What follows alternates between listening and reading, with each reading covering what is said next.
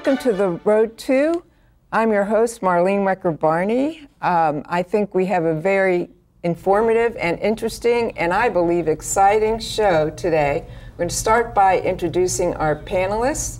First, our political analyst, James Parmalee. Jim, welcome back, and tell us a little bit about yourself, please. Thanks for having me. I run the Northern Virginia Republican PAC, also Republican United for Tax Relief, and I host Northern Virginia Republican TV on this and some other stations in the area. And next, Phyllis Randall, I almost said Phyllis Analyst, our other political analyst, and most important, no. Well, most important is, you're right, no, most important. Thank you for having me, by the way. It's wonderful to be here as always. Most important is I'm a wife and a mother of two wonderful children, both in the Loudoun County Public School System. I'm also the chairperson of Virginia's Fair Housing Board and a political activist in Loudoun County with the emphasis area of education. So thanks for having me. Thank you for coming back. And next we have our guest panelist, Monte Johnson. Monte is running in the 10th House District in Virginia as a Democratic candidate. Monte, tell us about yourself. Yes, I'm a happily married man in Brambleton, Virginia. I'm a project manager at Booz Allen Hamilton and a very proud William & Mary alum. Okay, and it's great having you on the show. Thank you, Monte. And finally, last but not least, Jenifer Boysko. And Jenifer is running as candidate for delegate in the 86th House District, and also Democrat. Jenifer, please tell us about yourself. Thank you for having me, Marlene. It's a pleasure to be on the show. I've lived here in the 86th District for 17 years with my husband Glenn and our two daughters Hannah and Sophie Claire. I've been an activist for my entire adult life. Most recently worked as supervisor for Herndon Aid in the district, representing him on all issues, including at the Metro planning, as well as education, human services, and consumer affairs. Thank you for having me. Well, thank you for coming. It's a pleasure to have you. And Jenifer, you just got some pretty heavy-duty endorsements, didn't you? I did, yes. Congressman Jerry Connolly just endorsed me. I know. Last week. And Democracy for America has stepped up too. Congratulations. Congratulations. Thank you very much. Okay, and while we're talking about endorsements, Monte, you want to mention any notable? Yes, Progressive Majority recently endorsed us as well. Also, Leesburg Mayor Umstadt endorsed us, and a lot of other community leaders in the 10th District. Good, great. Well, pleasure to have both of you. We're going to go to some national issues first. Of course, one of the big issues is gun control. There's been, of course, since the Sandy Hook Elementary School shooting, this has brought that issue forefront in the public eye, and the president is pushing for background checks, universal background checks. So how about starting it off? Phyllis, I think you know a lot about this issue. Well, I know some things. What I know for a fact is that what just actually went down in the Senate was a bill for background checks, and it was a proposal actually that not very many years ago, Wayne LaPierre in the NRA actually endorsed. It's also a proposal that 73% of gun owners endorse and 90% of all Americans endorse. So what that says to me is that senators like Kelly Ayotte, who voted against this, did not represent their constituency, but represented not the NRA, because the NRA membership agrees with this, but represented gun manufacturers. And it was called the Manchin-Toomey bill. The Manchin-Toomey bill simply said that we're closed to background loopholes and gun shows and things like that, but that for gun sales that was family to family, neighbor to neighbor, they wouldn't be required to have background checks. So what those senators just did was say that anybody with a mental health illness, anybody with a criminal record can walk into a gun show and buy a gun. You know, the great thing is this: since that vote, what we've seen is 6 of the senators who voted against this poll numbers plummet, including Lisa Murkowski, Flake in Arizona, as I said, Kelly Ayotte, and the people who voted for it, including John McCain, Mary Landrieu, their numbers have actually went up. What it actually says to me, at some point, people who are elected to office are supposed to represent their constituency, and the people who voted against this didn't. And finally, I'll say, this is not a done deal. In fact, I think we're going to see another vote come up sooner rather than later, and we may see a very different outcome because the constituents cry out for what they actually elected people for. So I think this is going to come back up very soon. Right. It's not even gun control. It's gun common sense. It's gun safety, and that's the reason 90% of Americans support this background check. And there's even Republicans that would agree with you. For example, Joe Scarborough. He's been talking about it quite a bit. It would be keeping guns, possibly, he says, and I agree with this, out of the hands of rapists and murderers. And this is hurting, he feels, the Republican Party, and I would agree with that. Well, the poll numbers show that out. The poll numbers show that out. So, Jim, why are Well, I'm confused as to how they're going to screen. You're talking about screening folks from prior crimes. We can't.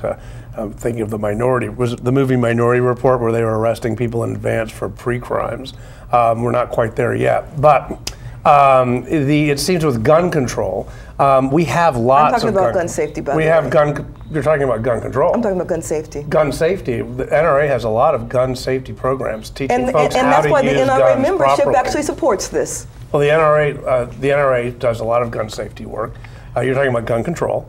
And we have a lot of gun control laws, and they don't seem to stop people from committing crimes. So I think we need to look at the folks who have committed crimes, and maybe keep the ones who have committed violent crimes in jail, as opposed to letting them off early, as opposed to not prosecuting them thoroughly, and worry about that. Worry about what people have already done. On the same range of thought, what you're basically saying is, we have laws against drinking and driving and speeding, but people still drink and drive and speed. So we should have no laws against drinking and driving and speeding at all. Because people will actually violate a law means we shouldn't have the law. Well, there is a big difference in that owning a gun ridiculous thinking. There is a big difference in that owning a gun is a constitutional right. And no one's saying you shouldn't own a gun. This was not about whether or not you own a gun. You're saying it should be very, very difficult to get one, and you should register with the government. I'm saying it's not being difficult at all. If you want to expand the conversation, we can. Okay. I was talking about background checks that the NRA itself has supported. So maybe if you're saying they don't support. No, in the past they have. No, I'm not mixing any issues. The NRA supported this very issue of background checks in the past. It is only because the NRA gun manufacturers have said no to it that the NRA is saying no to it. The NRA leadership has supported it in the past. The NRA members support it right now. This does not take anyone's right away to have a gun at all. It just says, let's check and see if you've committed a crime before, maybe you shouldn't have guns. And let's be clear about one thing. Let's be clear about one thing. People who commit crimes usually don't get life sentences. They're going to come out of jail sooner or later. And when they come out of jail, we don't want them to have access to other guns. And so a gun background check will do that. That's why it's gun safety. That's why it's gun common sense. For letting murderers out of jail so often. I don't think 73% of NRA members are liberals, and 73% of NRA members support this bill. Your argument is You think that 73% of NRA members support a bill, and why did so many Democratic senators bail on you on I don't think so many Democratic senators did bail. I think the Democratic senators who actually were having heartburn with it, like Mary Landrieu, ended up voting for it, and her poll numbers have went up. You know what, Jim? You got to come with some facts. I hear a lot of talking about it. What I also hear is that it didn't get out of the Senate. But it will. Okay, but well, it will. Someday, but not today. And okay, I don't think it will in the future either. Going back to my original question, why are Republicans such as yourself so adamant about taking this stand to protect criminals, to protect? We're not the ones protecting criminals. The Democratic Party, which has been generally, not everyone, but generally has been more supportive of prisoners, of softer sentences for crimes. You are putting more and more criminals out on the street. People and now what it seems to be jail for life. I remember when George Allen eliminated parole. I remember Democrats jumping all over. We can, but this is the. I said President Reagan was the one that closed the mental hospitals, a lot of mental facilities. Letting them out. Oh, absolutely not. No, that was in the 70s. That was, forget it. No, it was President Reagan. No. That whole movement and that is entirely entirely different. These are constitutional rights, and I would hate to have to give you all a refresher on the Constitution. You should. But You should know it. You should But read it. I believe a constitutional a right. well-armed militia. It doesn't say every citizen deserves to have a gun. It says a well-armed militia. And the militia there are different was limitations on everybody. that. The militia was everybody. But you know what? That's right. You For want us the to have the purpose of discussion about defending whether the or not we're country. saying people can have guns, and so you want to change the discussion. The Manchin-Toomey bill was not about whether people have the right to own guns. It was about whether or not we'll have background checks, and that's all it was. The Democrats' goal, the Democratic Party's goal, is to have national gun registration and to keep people from being able to buy guns. That wasn't the bill. Not only was that not the bill, but what you're saying is constitutional. You want to change the conversation because you want to make a point that this species and has no bearing. This was about background checks and nothing else. This was not about your right to own a gun. This was not about a voter registry. This was about background checks, closing the background check loopholes at gun shows, and that's all this was about. And because people know that, it's the very reason that all the Republican senators who voted against this, poll numbers are dropping right now. They're dropping like stones. It's also the reason this vote will come back up, and next time we will win, or Kaylee Ayotte and all the rest of them will be voted out of office. Take the bet, because it will happen. Then why haven't they lost in the past? Take the bet, and it will happen. Because you know what? Because truthfully, Sandy Hook did change things. Gunning down 20 small children in their school building. But this law would not have changed that. This law would not have. It doesn't matter. Oh, it doesn't. I thought that was what mattered. You asked me why. You asked me why. What you're saying is that gunning down those children didn't matter? No, you're saying that, which is why you don't want gun safety. But no, you're just saying said that, you which is why you don't want gun safety. You're saying that, which is why you don't want gun safety. You want to remove our constitutional rights. I don't. You want to do that. This is not about the constitutional right of owning guns. This is about gun safety. This is about clearing the gun show. And you concede it would not have stopped those children from being murdered. But the discussion mentioned to me was about background checks. It was about a background check, gun show loophole, and nothing else. You want to change the conversation but it certainly wasn't about because you Sandy want to Hook. confuse people. Certainly and wouldn't that's stop why that. Sandy Hook brought it up. 73% of people in had the nothing to do NRA with this support law. it. Put it in the public eye. People are thinking about it. They want to revisit So you want to pass a situation. law that has nothing to do with what you're concerned about. No, you start the process to start considering. It's a starting point to change the conversation. The Democratic Party's starting point is we're going to go with a law that has nothing to do with what we're actually concerned about. Seriously? I disagree with what you're saying. All right. Obviously, you're not going to change your mind. We're not going to change our mind. 97% of the public is not going to change their minds. This is going to hurt your party. End of discussion. Moving on. Oh, wow. Okay. All right. Well, the moderator speaks. Okay. Yes, I do. We're going to move on to another topic, national topic, which is immigration reform. Again, the Republican Party. This issue is hurting the Republican Party. Of late, they've they've gone back more to the right. Your party's moved back more to the right on immigration reform. I'm not sure why, but it has. So let's talk about that. Well, there isn't a Republican Party position on immigration reform because there's multiple positions within the party. So that's a true Can I say something? Well, one of our candidates has something. Yes, or one of their candidates, I should say. The Republican Party is no longer using this as a wedge issue because they realize it doesn't work. In Herndon, where I live, in the mid 2005, 2006, 2007 timeframe, they came in with a vengeance because we had a day labor site. It was amazing to watch the politicians flip and flop on where they were depending on what they thought was going to get them traction. And we're seeing that it hasn't made any difference at all. The population wants immigration control. There's a huge population of immigrant families in our country. They want to make a difference. They want to see a change. They want immigration control? No, they want to see immigration They want to see an immigration bill. They want to see a bill. Yes. Oh, I thought you said immigration control. That's what I did not mean to say that. But what I'm saying is the Republican Party realizes that this is no longer a wedge issue, that they can't win on it, and so that's why they've all dropped the ball. But I don't think they have. I mean, I think a lot of them have. They're all of a sudden on the bandwagon of, oh yeah. Well, people are trying to figure out how to write a bill that will work and will do what people want it to do, and there's a lot of different back and forth on it, and whether you're going to have border security or not, and then after that, are you going to have E-Verify, and then what are you going to do about the folks who are here, and what are you going to do about the folks who are already in line? Yeah, I mean, and they've dropped. And there's a lot of moving parts. They've dropped the idea, I think, of self-deportation as being a bad idea, but it seems like they are back trending towards the right, other than a few lone voices such as Marco Rubio, for example. Well, one thing that's happened on the immigration issue, I'm going to let Jim agree with the liberals on the panel. Congratulations, by the way.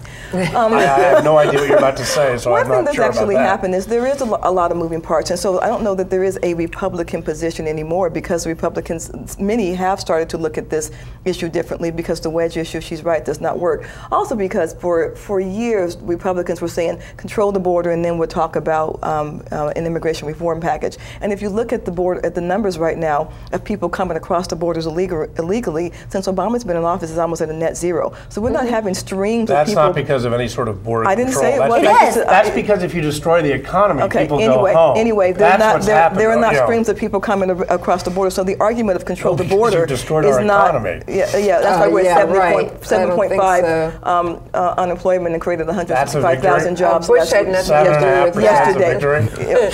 Where was it when Bush left office? Excuse me. I'm sorry. Anyway. It's been so long. He's even got a library now, and you're still blaming him. Out right now. Yeah, I've seen that library. It's, every kindergartner in there will love all those fiction books in there.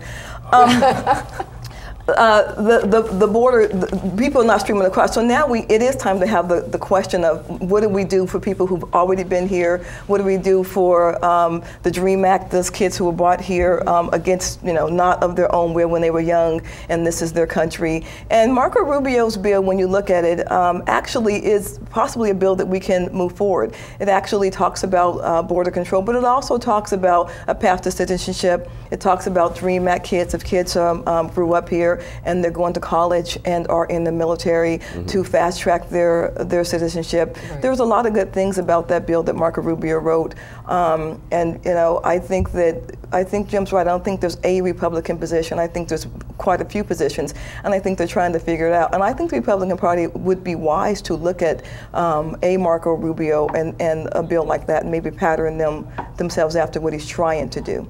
There are multiple Democratic positions also. It's one of those issues that that's a tough issue. It's very complex. It depends on where you live, which states. The border states are obviously more focused on it. Of course, there was some issues that the Republican Party in this last elections lost the Latino vote by, what was that? It was a pretty big margin. So I think that's what I was trying to say was George Bush, you guys all just jumped on, did very well. We agree, but they didn't listen to George Bush on this one. You were just dumping on him earlier. I didn't dump on him. I just said, the one issue he got right. His library, I believe, was. All right. We're getting off topic here, and we're going to move on to state issues now. Governor McDonnell and the voter ID law requiring a photo ID. Phyllis, what do you think of this? Well, I said before that one of my emphasis areas was education. My other emphasis area is voter empowerment and voter security. And I actually, before the show, did lots of research, not that I needed to, because most of this is in my head about this issue. First of all, yes, a bill was passed that you'd have to have a photo ID to vote in Virginia starting in 2014 and beyond. That will have to be signed off by the Justice Department, which I don't think is going to be signed off by the Justice Department. Virginia is considered a Section 5 state under the Voting Rights Act because we've had so much discrimination in the past. Up to now, there have been various forms of IDs that have been allowed to be used to vote that does verify that you're a Virginia citizen.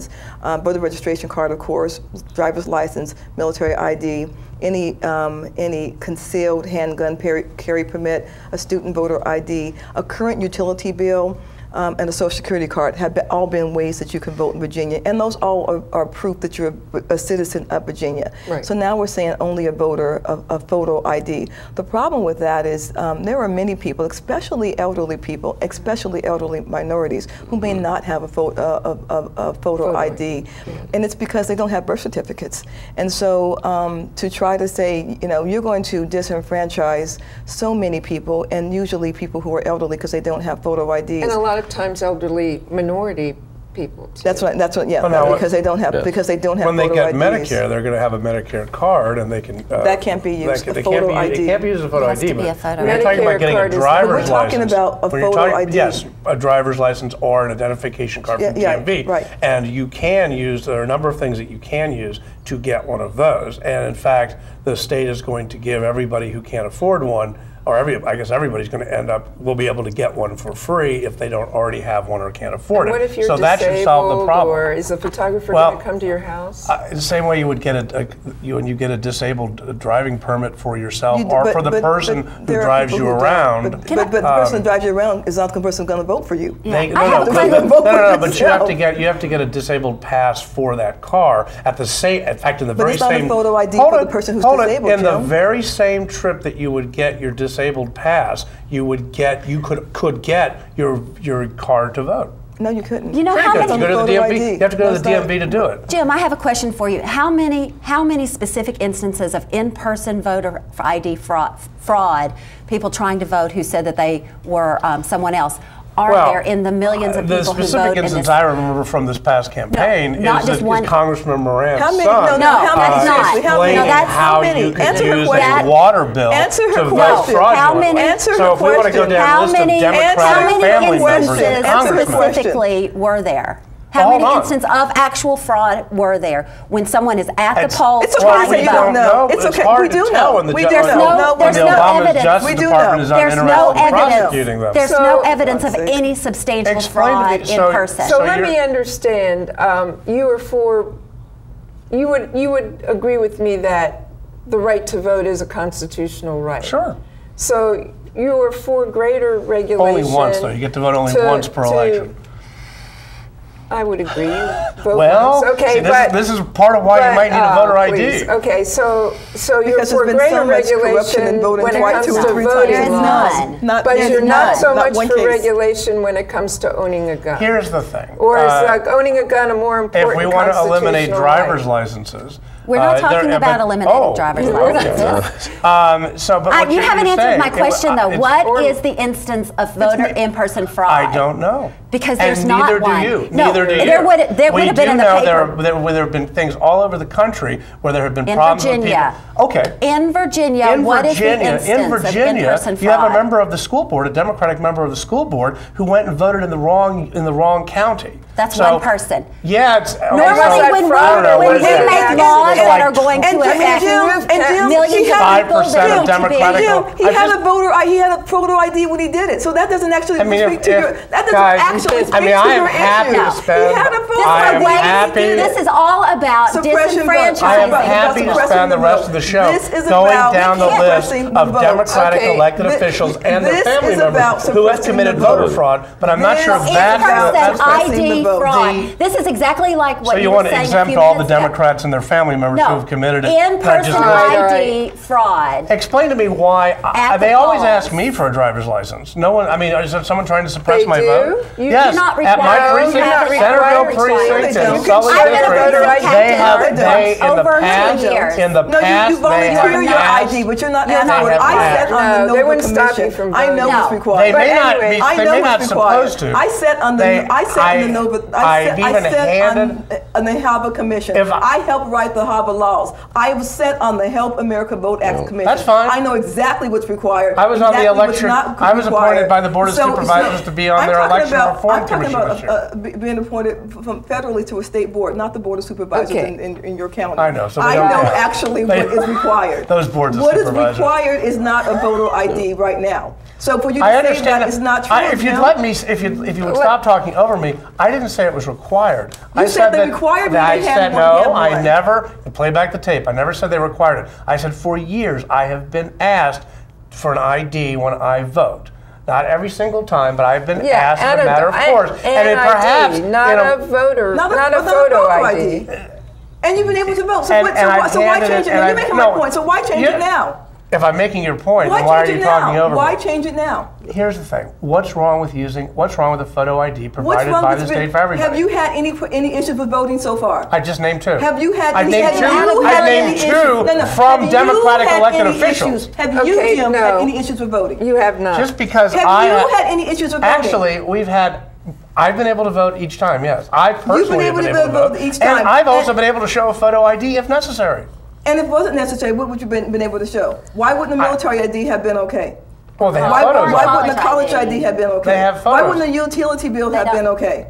What's wrong with a photo ID? I'm sorry. Congressman Moran's son has showed us why a water bill doesn't work. I don't think the Justice Department. Well, how would a photo ID work anyway? Because as we all know, there's plenty of people that forge. College students know how to forge photo IDs. Here's the if that's what y'all want to do, but that's not what we want to do. You can't. I'll tell you. Wow. The current photo IDs would be incredibly difficult to forge. The older ones, not so much. Off on this. I'm amazed at how emotional you guys have gotten over a simple ID. If you cash a check, if you get on a plane, nobody's getting emotional. Let me just say if you are fiscally concerned about using taxpayer money, you need to have ID for almost everything. And as an African American, knowing what women and people of color went to get the right to vote, knowing the marches, the beatings, and the actual lynchings. Did anyone stop you from voting? Did anyone stop you from voting? That's your last word, guys. Did anyone ever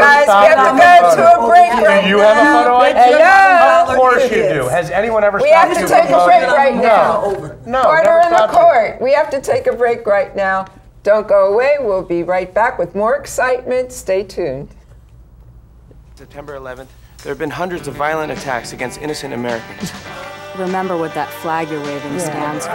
Remember, yes, we're stronger when we are united. Remember what that flag you're waving stands for. One nation. under God. Indivisible. With liberty. And justice. For all.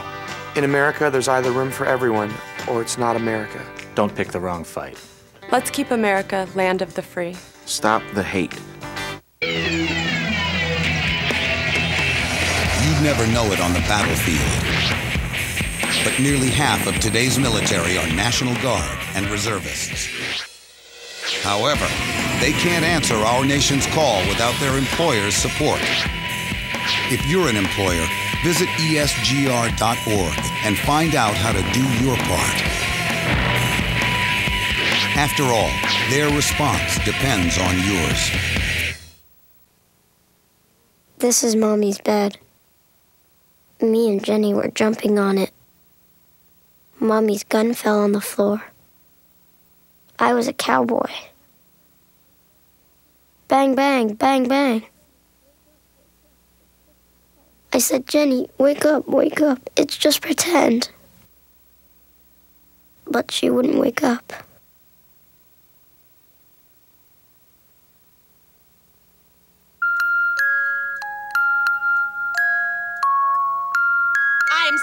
I'm sick of dealing with you. I'm sick of I work 6 days a week. Who do you think you are? Don't you ever talk back to me again! You just shut up! What are you crying about? What a child learns about violence, a child learns for life. Teach carefully. We can show you how. Act Against Violence. Call 877-ACT-WISE for a free brochure. Sweetheart, smoke outside now. You promised. Okay, hon. Sweetheart, smoke outside now. You promised. What kind of man are you? I'm a father. Look here, my father was a father, and he smoked his brains out in the house. Watch as he blows those smoke rings on my little red face. You probably have asthma. Asthma? Schmasthma. I'm telling you, nothing's gonna happen to your kids. I swear. Don't swear when you're lying. You know very well that thousands of kids get bronchitis, ear infections, and even pneumonia from their parents' cigarette smoke. And didn't you promise your little angels you'd smoke outside? Hey, Daddy. Hi, Dad. Those little devils are just so sweet. Do the right thing. Please smoke outside. Until you can stop, go out for your kids. Take the pledge. Call 1-800-513-1157. As time flows on, there are places we return to again and again. Precious places. Timeless places. Places that with your help can endure forever. I'm Paul Newman. Help the Nature Conservancy save the last great places around the world. Welcome back to The Road To. We were having a pretty heated up discussion about state issues. The last one was the Voting Rights Act and the new voter ID law, but we're going to move on now to Virginia as a disclosure state. Right now, and I never knew this until this whole controversy started about the ties of Governor McDonald and AG Ken Cuccinelli to a company called Star Scientific. But in Virginia, an elected official can accept gifts and money from anyone, and there's no limit to it as long as they disclose it on a form annually. So right now, I think the issue is that Governor McDonald had some gifts and a catered wedding that he did not disclose, and Attorney General Cuccinelli also had some things that he said that he supposedly overlooked. So what do you think about this whole issue and the fact that Virginia, should this be reformed? Terry McAuliffe is saying that it should be money. What do you think about this whole issue? When it comes to this, I definitely think reform is necessary. I mean, when you're looking at your state officials, you need people to have equal access to them. And when you're having people donating these large sums of money, you're definitely tainting that. That's not possible. So I think America, but especially Virginia, needs campaign and full disclosure and reform. Yes. Okay, what about you, Jenifer? You know, Virginia is among 8 states, and I have this written down because I want to make sure that I get it right, 8 states that received a failing grade on the corruption risk report card. Did y'all know that? Mm-mm. For state integrity investigation, flunking 9 of the 14 categories, including executive accountability, legislative accountability, judicial accountability, and lobbying disclosure. Which group? That is the corruption report card from the state integrity investigation. Those last 2 Democratic governors should have done something about that. You know what? I don't know that the other Democratic governors had anybody, any of their friends paying for their daughter's wedding. Well, the same laws that we had under the last 2 Democratic governors are the ones that we have now, and we'll find out if any laws. We'll find out if any. Well, A, we don't know, but B, I read an article about Tim Kaine that he did take some gifts, I don't remember from what, but he disclosed them. So here's the question. Is it, if you're concerned about disclosure, about the law for disclosure, we have that. If you're talking about limits on gifts, that's a different issue. So we already had, the current concern you have is whether or not the current governor followed those rules. And the question and the current person running for governor. Right. So what this is what the investigations will find out. But it appears that the argument is that if you give a gift to a family member, it is not covered under these laws. If you give a gift to the governor's daughter, it does not cover the governor. And you're okay with that? I'm not as familiar with those laws, because at a certain point, then when do you stop? If your mother gets a gift, we should or your actually cousin say what the gets a gift gift, is, because it could sound like that the gift to the daughter at the wedding was a punch bowl. It was a $15,000 catering to do it. So we should be really clear what. How many people have their friends pay for their daughter's wedding? At the tune of $15,000. But remember, had he disclosed it, the amount was actually illegal. It was. And that's another question. So there's nothing illegal about it. And so the question becomes, why didn't he? And I don't know the answer to that. It's actually a question. His argument, I guess, would be... I forgot? Would be that it was a gift to his daughter. It was paying for his daughter's wedding. That is his argument. Okay, but isn't the whole idea of disclosing that, as Monte it is legal, said, but you may not like the law. It may or may not be changed. I think I'm speaking here, but wouldn't the argument be, as Monte said, that people should have equal access, and that one person with deep pockets or one organization or company with deep pockets shouldn't be able to unduly influence well, the question is, do you think he was unduly influenced? And so if I give a gift to your wife or your daughter, wouldn't I still therefore be probably exerting some influence on you? I'm paying for your daughter's wedding, so I think I should have a little more access to what I want you to pass for me. There is a specific exemption in there for friends of families also, and so now you've got the government in the role of trying to decide who a legitimate friend of a family is. So maybe you do need to take a look at the law and figure out what it says and what the loopholes are. But I would err on the side of if you disclose everything, then you can see and have these discussions. Sure. This is why Virginia's campaign finance law, as opposed to the federal one for political action committees and candidates, has a $200 limit on what you give in terms of non-disclosure. Virginia's is $100.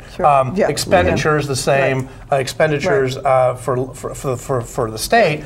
Every expenditure is generally let's have a different discussion, but then we can discuss, is somebody getting Bob too much McDonnell money? did. Bob McDonnell's term for governor is almost over, but we also have a discussion about what Ken Cuccinelli didn't do, and those gifts went directly to Ken Cuccinelli, not to a daughter. They were all legal. No, but they were all. But they were legally disclosed. Hold on. I think we're talking about $13,000 when you go to.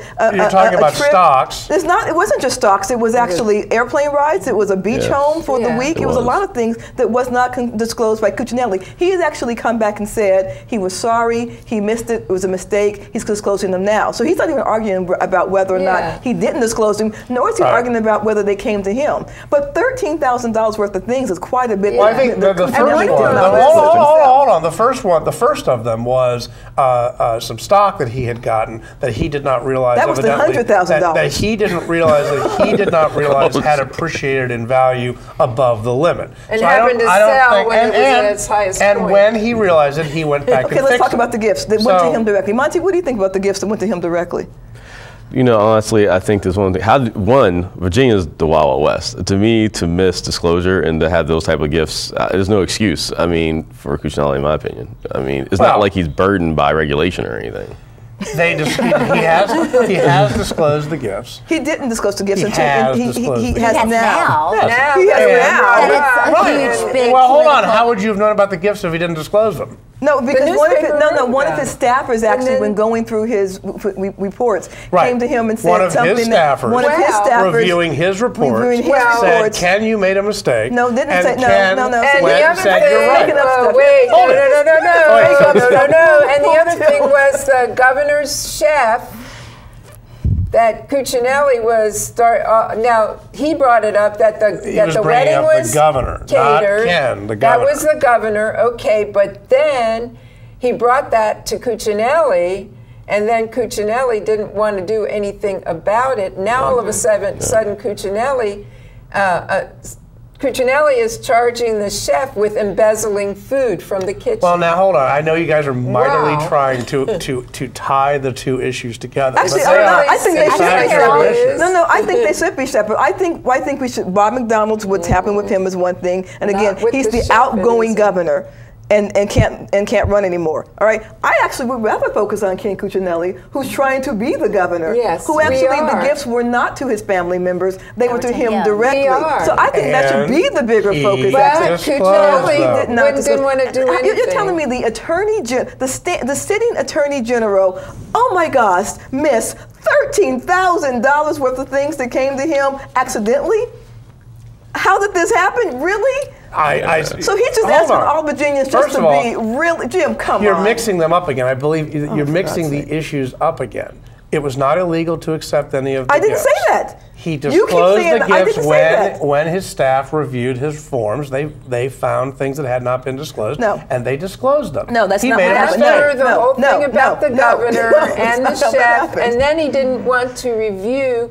He didn't want to do anything about what the chef was charging, and then all of a sudden... Well, and he didn't disclose them all at once. I mean, let's be clear. No, he didn't disclose them all at once. I'm talking about Cuccinelli too. He didn't disclose them all at once. He disclosed the... But he didn't do anything wrong, or didn't do anything illegal. Oh, it's the beach home. And then that went in. And then later on when somebody else said something, it was the jet ride. And then, later on, so he didn't disclose everything at once. Things trickled out as people start digging. And he forgot them all. And he forgot them all. Yeah. As people start digging, things start trickling out. And right now, we're up to $13,000. How much higher we'll go, we don't know. And he went, the thing that floored me, well, I mean, all of it like does, but the one incident that kind of, I started was that he had a trip that was paid for to a Jewish community center event in New York. That had to be for one reason only, and that would have been to fundraise for his campaign.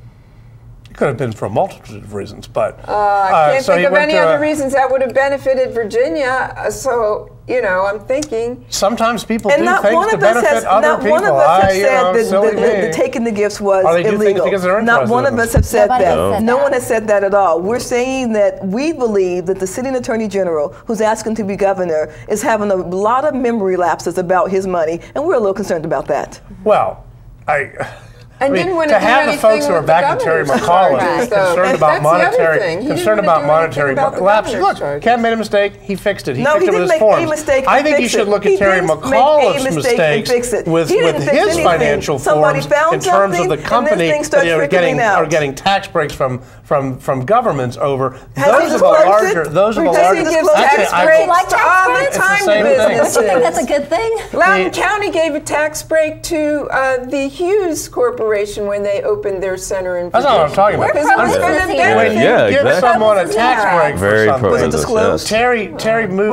Terry moved his job. Well, evidently you don't seem to care about that. I know, I care very much. Well, Ken disclosed his, and that doesn't seem to stop the argument. He didn't disclose it. And Terry did not disclose that he didn't actually start any of the jobs that he promised when he got the tax break. It was part of the tax break was you get a tax break. For you, things that legally required matters. Was that legally required? Ken, it's ridiculous. Hold on. Here and out of what am I making up? Tell me. Things. It just amazes me how you've had an opportunity to listen to what I'm saying because you're interrupting me the entire show. But tell me what I said. Terry McAuliffe did not take anything that he did not disclose, period, the end. And incidentally took many things Ken did not take anything that he did not disclose in the end, period. I'm using your exact wording. Your exact wording. When he was supposed to. So be mad at both of them.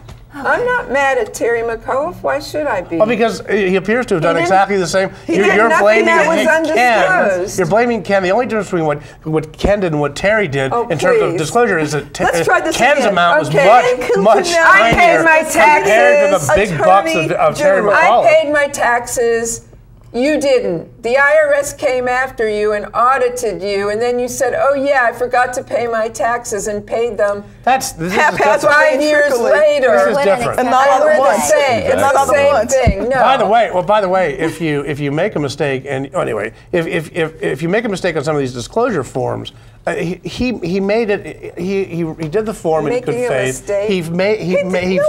He corrected the form when he did it. Terry McAuliffe has had his own problems with filing forms. Jim, I'm not jumping all over him. It's actually okay. It's actually okay for you don't sit to say. He has not had trouble with filing Jim, it's actually I know okay it's 4 to 1 say here. that you don't know the facts of this case. You're going to jump on me next. And you want to know the facts of this case.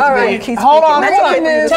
Tell me about Green Tech. Tell me about the electric car company that didn't actually build anything, and that Terry McAuliffe got tax breaks for, and that Terry McAuliffe had to give some back because he didn't actually start the jobs he said he was going to start. That's the bigger concern than whether Ken was a couple of months late on filing a form, which he should have. Which he should have. But when you want to list the pantheon of mistakes, that we're okay with the sitting attorney general. Where did I say I was okay? Hold on. The phrase I used was he was wrong. Now what I'm saying is Terry McAuliffe was wrong. Time out, guys. For like many things, Terry McAuliffe does them bigger than most people, and so in this instance, we're going to move on. We're going to care about November. You're making things up now, Jim. What exactly did I make up? Terry McAuliffe bought a car company in China, moved it to the United States, made cars in the United States. And then the brilliant part was he sold the cars back to China. He didn't have to give back the tax break because he didn't do what he said he'd do? He did not open the car company in Virginia because the governor of Mississippi gave him a better deal. Tax breaks, fine. People do that. Communities, counties, and states do that all the time. I think he'd be a fantastic candidate for governor of Mississippi. I think he would be a fantastic Okay. candidate. And even better one for the Commonwealth of Virginia. We are moving on, guys. And what we're going to move on to is women's health care in Virginia. We're going to have a brief discussion about that. And then we're going to move on quickly to the more local issues and Monte and Jenifer's campaign. So, women's health care in Virginia. I think I'll let Jenifer take Yeah, how about that? She's a candidate. I mean, where do we start with that? That is probably the thing that I hear most when I go out canvassing door to door, talking to voters, is they are frustrated as can be about what the Virginia Republicans have done with women's health care this year. That TRAP law, which they claim was supposed to raise the standards on women's health clinics, was a backhanded attempt to marginalize women and prevent them from having the choice for their own reproductive. It's working. It is. It's going to close all of the clinics in the entire state except for one. They not only do they provide reproductive care, but they also take care of women's Pap smears, their breast exams. This might be the only time a woman sees a doctor in a year. It is. It is a backhanded thing. There's no test for cancer screenings. Yes. There is no.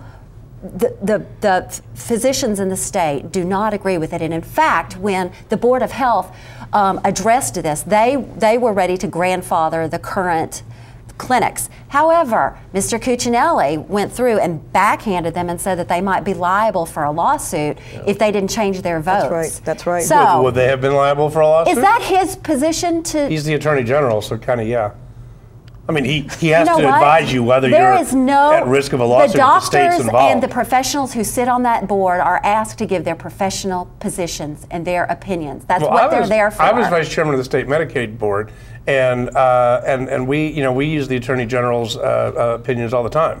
You know what? He's our lawyer. There is no medical reason that those clinics needed to be changed. There's no evidence whatsoever. You can go get some plastic surgery in a doctor's office. My daughter has gotten her wisdom teeth out. That's right. There's no evidence anywhere that says that there was a risk for the women's health in the clinics. It's a backhanded attempt to marginalize women making a choice that is illegal and protected by our Constitution. The Supreme Court, quite frankly, the Supreme Court decided Roe v. Wade when I was a small child. I can't believe we're still talking about birth control and women's health issues today. It's a slightly separate issue, but I'm concerned with the problems that actual hospitals have with meeting their standards. So I have less. That's not anything what we're talking about here, though. That is not what we're talking about. So if I'm concerned, and a lot of people are concerned with the problems that actual hospitals have meeting the current standards, then I'm less sympathetic to allowing other medical facilities to not even attempt to meet those standards. They were meeting the standards. They were meeting all the standards. You just said they were having to close. Because the state passed the TRAP law that's going to force them. I mean, we're having people. I also think we're having people die at NIH because they can't meet basic sanitation standards for infectious disease. Because there's so many of these clinics are the only place that women of low income have to go, and there's an assumption, and they are safe. There have been no incidents that said they weren't safe. And you know what? When those clinics close and women can't have to go elsewhere to hospitals, which I hope the clinics are safe. There have been no you know what happens is that then people resort to their own methods, and then it really gets dangerous. Hold on. Yes. Why? You're not a woman. You've not. They're desperate enough. I'm asking a woman right now. They're desperate enough. But importantly, there was no medical reasons to close these clinics. There was no sanitation issues. I have a question from the women on the panel. Feel free to jump in too, but I have a question for the women on the panel. Why can't they meet medical standards? They were meeting medical standards. Then why aren't they open? Why aren't we? They changed the standards. Jim, why aren't we? As other facilities. They changed the standards to things like have the hallways wider. The same as other facilities. These were not standards that actually talked about so that if you need to move the patient from room to room, and that was happening. There were no complaints. There were no issues. There were no medical problems. So why do hospitals have these rules? There were none of those things. Why do hospitals have these rules? But clinics don't need to have the same He's rules not- hospitals on these we're issues, not- Jim, They're- because they're they're not doing offering We're not the same changing services. anybody's They're not offering mind. the same services. Monty. They're not doing I surgery. want That's not everyone to be true. safe and hospitable. Monty. I just think that even though we're talking about regulations and standards, Quiet. I do. We've heard you. listen, I know that we've been talking about regulations and standards and everything, but I think we're missing the focus on making sure that all women, regardless of where they are economically, are getting healthcare, complete healthcare, that they don't have to struggle to find where it's at. If we're closing down these clinics, they need a real alternative to go to, and I don't see it. Down the clinic. We are closing down We the are. clinics. No, we're Okay. We are. And let's just We're point out moving that on. no other moving on. clinic profession, so your optometrist, your ophthalmologist, your Not doing surgery. they They do surgery. plastic surgeons. Ophthalmologist has a surgery in the office? I'm just God's sake. Podiatrist. Podiatrists. there was dental no surgeons. requirement If across they the are, board. then I Nobody probably knows. would support extending Okay. those laws, extending right. some of the Thank you. safety laws to those surgeries. Now, okay, Jenifer. Yes. Tell us about your campaign. What are some of your the differences? You're going to have a primary June 11th. That's right. Okay. Tell us about some of the differences between yourself and the gentleman that you are running against in the primary. Sure, I'm happy to answer that. I've been active in this community for nearly 20 years. I've raised my kids here. I've been active in not only civic organizations. I've been very politically active for many local campaigns, but I've also had a seat at the table with Supervisor Faust, helping residents across the aisle, regardless of party affiliation, helping them solve their problems with regards to local government. I have a very strong background. I worked on the Hill and for a government relations firm. I understand how the process works, and I've been standing up for residents for my entire adult life. I've been endorsed by about 25 elected officials, including Congressman Connolly, the chairman of the Board of Supervisors, Sharon Bulova, The farm team. The farm team, Emily's List, and Democracy for America. I can win this race. The Mr. Rust, who I'm going to be challenging, has really only been challenged twice. 2007, the gentleman who ran against him had good community roots like I have, but he was not funded by the party didn't get behind him. The people didn't bring the money in time. He won by, he lost 48%. The second gentleman who ran against him was actually a sitting member of the Board of Supervisors. He had plenty of funding, but he didn't have the deep community roots. You can't just come into the 86th district without having long-standing relationships with other people. And he had lots of other issues that you don't have also. Well, that's true. But what I'm saying is I bring both the community depth that I believe is absolutely necessary, those relationships. I've worked with folks across the aisle to help them solve their problems, as well as the deep funding. I'm going to have resources not only from, I've outraised both Mr. Rust and my primary opponent by a substantial amount, and I will be a tireless advocate for our 86th district and represent the views of the community, because I've been there, I've seen what the problems are, I've helped them solve them, and I realize that for me to do anything more, I need to take it to the next step. Absolutely. Thank you. Monty, what's the differences between you and your opponent, Randy Minshew? Randy Minshew's been running for office for pretty much 7 years. He finally gets in 2011. He pretty much told everyone, I'm a moderate. He gets down to Richmond, he's anything but a moderate. He supports the transvaginal ultrasounds, he supports the personal bill. He also even supported the alternate currency feasibility study, which is a waste of taxpayers' time and money. We need someone who's a leader. When we talk to people in 10th District, we're confident that they're going to see past that act. They want someone who's able to actually fight for them, because it's a rapidly growing district. And I'm looking to do that for them because I'm a problem solver. I'm someone who's working as a consultant, bringing people together. We also want measured growth. We want to bring in leaders from all walks, and we want to make sure we bring a real solution to them, not just go down to Richmond and be a puppet for the party. And you were a leader on the Obama campaign too, weren't you? Yes, and I was a regional lead for the Obama campaign as well. And I've also worked for a lot of different nonprofits, like the Leukemia Lymphoma Society, Big Brother, Big Sister, just working to improve the community. And because that's what it's all about. It's about public service. It is about that. And I'm glad to hear you say that. And both of you, we do need problem solvers, and both of you sound like problem solvers. So I wish the best to both of you. Thank you. Thank you very much. Thank you very much. Thank you. We've got just a couple of minutes to go around and say our final thoughts. And Jim, you look like you want to say your final thoughts. No, I was going to ask a question because we're talking about some legislative candidates, and there's been this talk about when you brought up Well, if you ask a question, you lose your... I will give up my time. I'm quite curious. I'm concerned about this new road that they're going to build near the Manassas battlefield, which I think is poorly thought out. And a number of Republicans have come out against it. Some Republicans are pushing it. I'm concerned. I don't think that it's been looked at properly. I'm just curious, what do you guys think? Well, it's the biggest issue in our district. When we knock on doors, I hear about it's called the Outer Beltway or the South Corridor. Basically, it's going to potentially be a toll because you'll be looking at it's going to be currently built with HOT lanes. So, but traffic goes west to east for us. So we see no added benefit besides it clogging up roads and making things just a lot more congestive. We see it just being propped up by lawyers and developers. So I think Randy is a developmental lawyer. And he's a big time land use lawyer, yes. And Republicans are generally for roads and more transportation. I think the question is how this is being planned. And Delegate Hugo and some others, and Delegate Bob Marshall, have come out against it because we're not just for any roads, we're for well-planned roads. I never want to agree with Dick Black or Bob Marshall, but I have to say that for many years I commuted from Fredericksburg to Reston, and I traveled on 234, and I think it was a good, and when I go back, I still have some ties to Fredericksburg. When we go down there, we still cut through that way. I think it's a good, alternate route, and I just have some doubts about what they want to do with, closing a part of that. Well, I think that personally for me, I live in South Florida, Ashburn. I commute to Crystal City every day. That's a very common commute for people. Who's coming up from Manassas and going up to Leesburg every day? How many people are doing that for their daily commute? Very few. I'll just say, over the past 5 years, when I was working for Supervisor Faust, I worked with an interjurisdictional staff group from the town of Herndon, Fairfax, and Loudoun County. And what we did was try to find very small local connections that might make more sense north to south.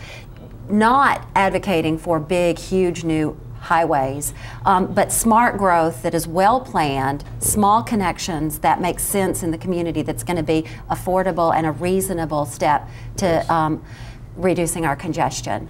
I have concerns about the traffic that would come into the town of Herndon specifically because we have no capacity to take in huge amounts of new traffic coming from the west. Any final thoughts? We have about 30 seconds. My only final thought is I invite everybody to the Loudoun County Jefferson-Jackson dinner to be held June 1st. We have all 5 statewide candidates going to join us. We are so excited about it. You can go to the Loudoun County Democrats website and buy your tickets. It's going to be a great event. We invite you all to come. And it's going to be a wonderful gala, and I'm on the activities committee with Phyllis, and please do come buy a ticket. Go to our website. I'm going to be there. Phyllis will be there. I hope I'm going to be there. Yes, of course. Yes, we'll definitely be there. Yes. Why don't you join us? Join us. Come on. Come on. Yeah. I might come by for comment. Okay, we have to wrap it up. If you're a Democrat, please vote in the primary June 11. See you all next time. Thanks for joining. Thank you.